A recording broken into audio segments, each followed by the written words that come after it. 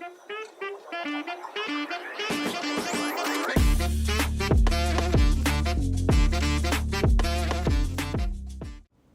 prajmin e kaluar, në shtëpinë e Big Brother, ndodhi një ngjarje befasuese dhe tejet emocionale, që tronditi jo vetëm banorët, por edhe të gjithë publikun përmes ekraneve të tyre.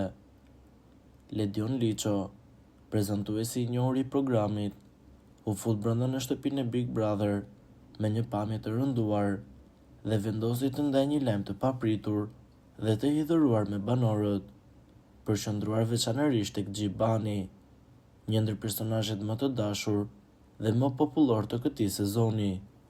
Me zë të dridhur dhe me një ton shumë personal, Ledioni komunikoi lajmin se babai i Gjibanit ishte shtruar urgjentisht në spital pas një situate mjaft të komplikuar dhe shqetësuese. Menjëherë pas marrjes së këtij lajmi, Gjibani pati një reagim thellësisht emocional. Filloi të qajtë me lot, duke treguar lidhjen e fortë dhe të posaçme që ka me babain e tij.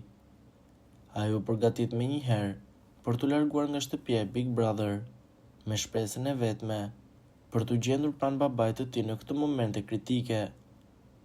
Ledioni përveç lajmit të vështirë, ndau me publikun edhe disa detaje inkurajuese, duke konfirmuar se babai i Gjibanit ndodhej në gjendje shëndetësore relativisht të stabilizuar, gjë që solli një farë lehtësimi tek të gjithë.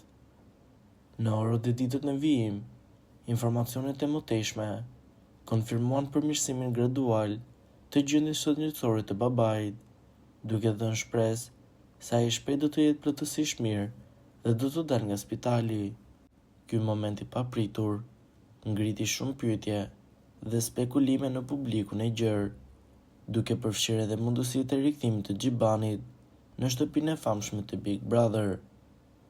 Produksioni i programit tradicionalisht ka treguar ndjeshmëri dhe mirëkuptim të jashtëzakonshëm dhe situatave personale dhe familjare të banorëve, duke i dhënë gjithmonë përparësi njerëzores përpara spektaklit televiziv.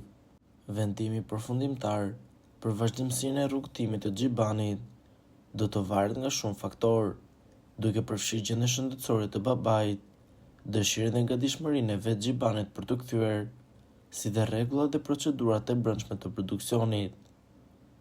Po ju, çfarë mendimi keni për këtë situatë? Komentoni mendimin tuaj dhe mos harroni të na bëni like dhe subscribe.